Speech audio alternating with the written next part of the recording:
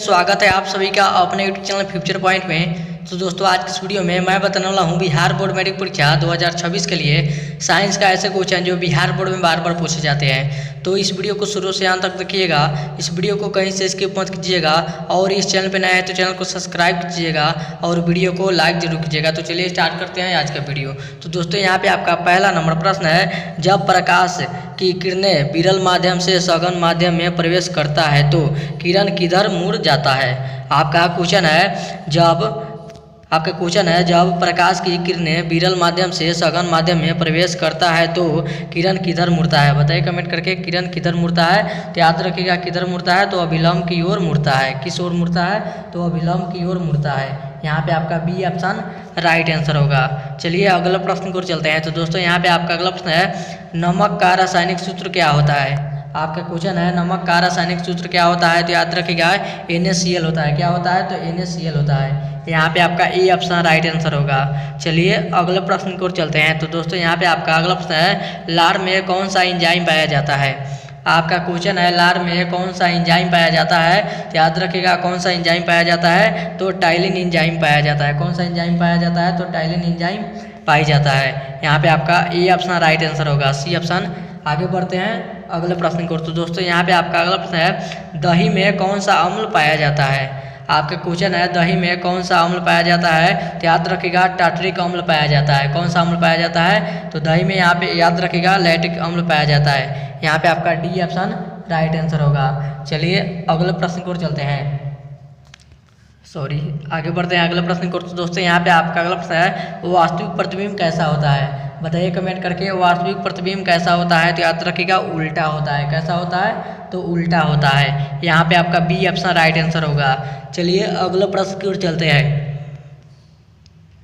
तो दोस्तों यहाँ पे आपका अगला प्रश्न है, अवतल लेंस कैसा होता है। बताइए कमेंट करके, अवतल लेंस कैसा होता है। तो याद रखिएगा बीच में पतला होता है। कैसा होता है तो बीच में पतला होता है। यहाँ पे आपका ए ऑप्शन राइट आंसर होगा। चलिए अगले प्रश्न की ओर चलते हैं।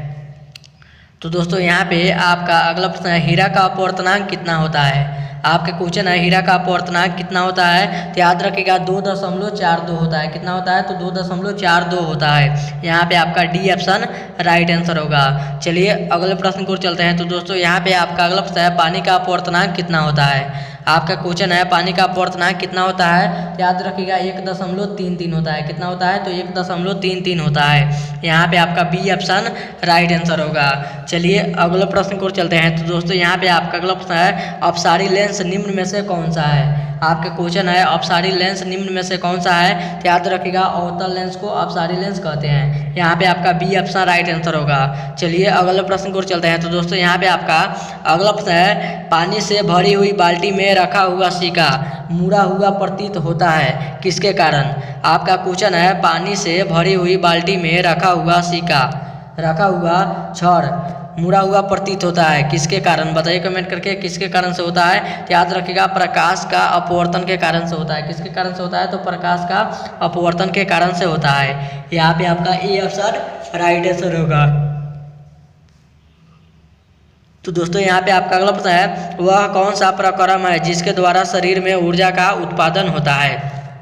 आपका क्वेश्चन है वह कौन सा प्रक्रम है जिसके द्वारा शरीर में ऊर्जा का उत्पादन होता है। बताइए कमेंट करके, वह कौन सा प्रक्रम है जिसके द्वारा शरीर में ऊर्जा का उत्पादन होता है। याद रखिएगा उत्सर्जन के द्वारा होता है। किसके द्वारा होता है तो उत्सर्जन के द्वारा होता है। यहाँ पे आपका सी ऑप्शन राइट आंसर होगा। चलिए अगले प्रश्न की ओर चलते हैं। तो दोस्तों यहाँ पे आपका अगला प्रश्न है, नींबू रस का पीएच मान कितना होता है। आपका क्वेश्चन है नींबू रस का पीएच मान कितना होता है। तो याद रखिएगा 2.5 होता है। कितना होता है तो 2.5 होता है। यहाँ पे आपका सी ऑप्शन राइट आंसर होगा। चलिए अगले प्रश्न की ओर चलते हैं। तो दोस्तों यहाँ पे आपका अगला प्रश्न है, उत्तल दर्पण की फोकस दूरी कैसी होती है। आपका क्वेश्चन है उत्तल दर्पण की फोकस दूरी कैसी होती है। तो याद रखिएगा धनात्मक होती है। कैसी होती है तो धनात्मक होती है। यहाँ पे आपका ई ऑप्शन राइट आंसर होगा। चलिए अगले प्रश्न की ओर चलते हैं। तो दोस्तों यहाँ पे आपका अगला प्रश्न है, आपतन कोण किसके बराबर होता है। आपका क्वेश्चन है आपतन कोण किसके बराबर होता है, तो याद रखिएगा प्रवर्तन कोण के बराबर होता है। किसके कितने कोण के बराबर होता है, तो प्रवर्तन कोण के बराबर होता है। यहाँ पे आपका ई ऑप्शन राइट आंसर होगा।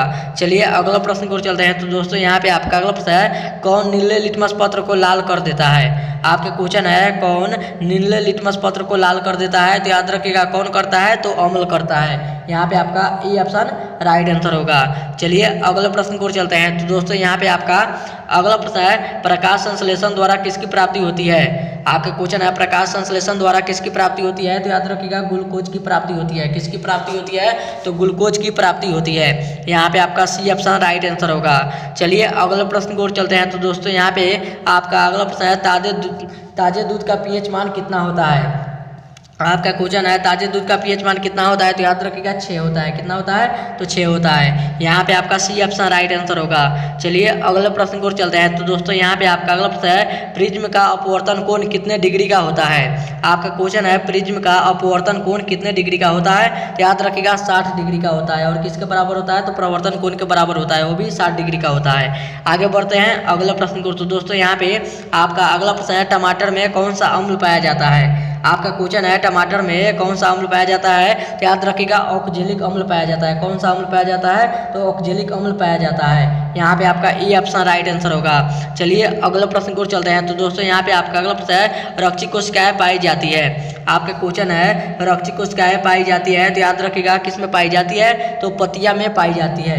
यहाँ पे आपका बी ऑप्शन राइट आंसर होगा। और ये था आपका वीडियो का लास्ट क्वेश्चन।